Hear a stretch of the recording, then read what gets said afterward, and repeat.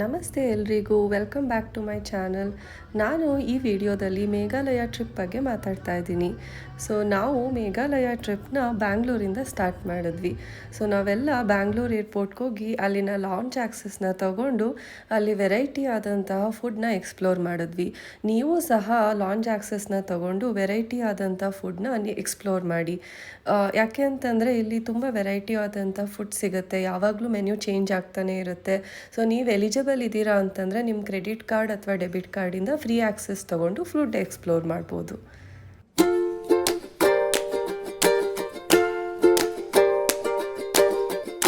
ಆಮೇಲೆ ಸ್ವಲ್ಪ ಫೋಟೋಸ್ನ ತೊಗೊಂಡ್ವಿ. ಆಮೇಲೆ ನಮ್ಮದು ಪ್ರಯಾಣ ಸ್ಟಾರ್ಟ್ ಆಯಿತು. ಇದು ನನ್ನ ವಿಂಡೋ ಸೀಟಿಂದ ವ್ಯೂ ಇತ್ತು. ತುಂಬ ಚೆನ್ನಾಗಿತ್ತು ವ್ಯೂ. ನಾನು ತುಂಬ ಎಂಜಾಯ್ ಮಾಡಿದೆ. ನೀವು ಅಷ್ಟೇ ಯಾವಾಗಲಾದರೂ ಫ್ಲೈಟ್ ಪ್ರಯಾಣ ತೊಗೊಂಡಾಗ ವಿಂಡೋ ಸೀಟ್ನ ಆಫ್ ಮಾಡಿ. ನಿಮಗೆ ಸಿಕ್ಕಿದ್ರೆ ವಿಂಡೋ ಸೀಟ್ ತೊಗೊಳ್ಳಿ, ಅದರ್ವೈಸ್ ಇಟ್ಸ್ ಓಕೆ. ಬಟ್ ತುಂಬ ಚೆನ್ನಾಗಿರುತ್ತೆ ವ್ಯೂ, ನೀವು ನೋಡ್ಬೋದು. ನಮ್ಮ 3 ಗಂಟೆ ಜರ್ನಿ ಫ್ಲೈಟಲ್ಲಿ ತುಂಬಾ ಚೆನ್ನಾಗಿತ್ತು. ನಾವು ಆಕಾಶ ಏರ್ಲೈನ್ಸ್ ಟ್ರೈ ಮಾಡಿದ್ವಿ, ನೀವು ಸಹ ಒಂದ್ಸತಿ ಟ್ರೈ ಮಾಡಿ ನೋಡಿ. ಅದಾದಮೇಲೆ ನಾವು ಗುವಾಹಟಿ ಅಸ್ಸಾಂನ ತಲುಪಿದ್ವಿ. ಅಲ್ಲಿಂದ ಕಾಜಿರಂಗಕ್ಕೆ ಬೈ ರೋಡ್ ಹೋದ್ವಿ. ಅಲ್ಲಿ ರೆಸಾರ್ಟಲ್ಲಿ ಫುಲ್ಲು ಗುಡುಗು ಮಿಂಚು ಮಳೆನೇ ಬಂದ್ಬಿಡ್ತು.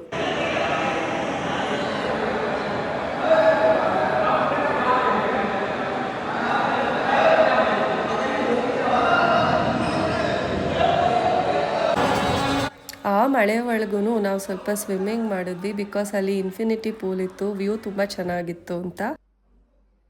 ಇದು ನಾನು ಉಳ್ಕೊಂಡಿದ್ದಂತಹ ರೂಮ್ ತುಂಬ ಚೆನ್ನಾಗಿತ್ತು. ಔಟ್ಸೈಡ್ ವ್ಯೂ ಸಹ ತುಂಬ ಚೆನ್ನಾಗಿತ್ತು ಮಾರ್ನಿಂಗ್. ಬಟ್ ನಾವು ಅರ್ಲಿ ಮಾರ್ನಿಂಗ್ ಸಫಾರಿ ಹೋಗೋದ್ರಿಂದ ತುಂಬ ಹೊತ್ತು ಈ ರೂಮ್ನ ಎಂಜಾಯ್ ಮಾಡೋಕ್ಕಾಗಲಿಲ್ಲ.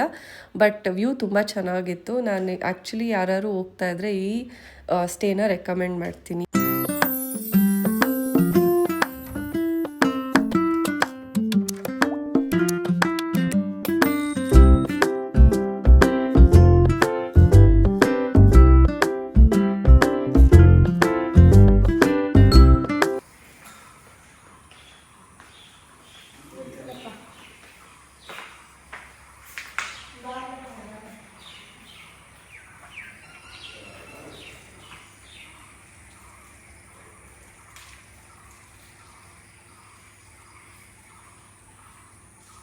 ಈ ಥರ ಇತ್ತು ನಮ್ಮ ರೆಸಾರ್ಟ್ ಸ್ಟೇ. ತುಂಬಾ ಚೆನ್ನಾಗಿತ್ತು. ಇದು ಕಾಡಿನ ಮಧ್ಯದಲ್ಲಿರೋದ್ರಿಂದ ಅಲ್ಲಿನ ಚಿಲಿಪಿಲಿ ಎಲ್ಲ ನಮಗೆ ನೋಡೋಕ್ಕೆ ಸಿಕ್ತು. ಮಾರ್ನಿಂಗ್ ವ್ಯೂ ಸಹ ತುಂಬ ಚೆನ್ನಾಗಿತ್ತು. ಅದಾದಮೇಲೆ ನಾವು ಕಾಜಿರಂಗ ಸಫಾರಿನ ಸ್ಟಾರ್ಟ್ ಮಾಡಿದ್ವಿ. ಇಲ್ಲಿನ ಮೇಜರ್ ಅಟ್ರಾಕ್ಷನ್ ರೈನೋಸಾರ್ಸ್ ಆಗಿದೆ.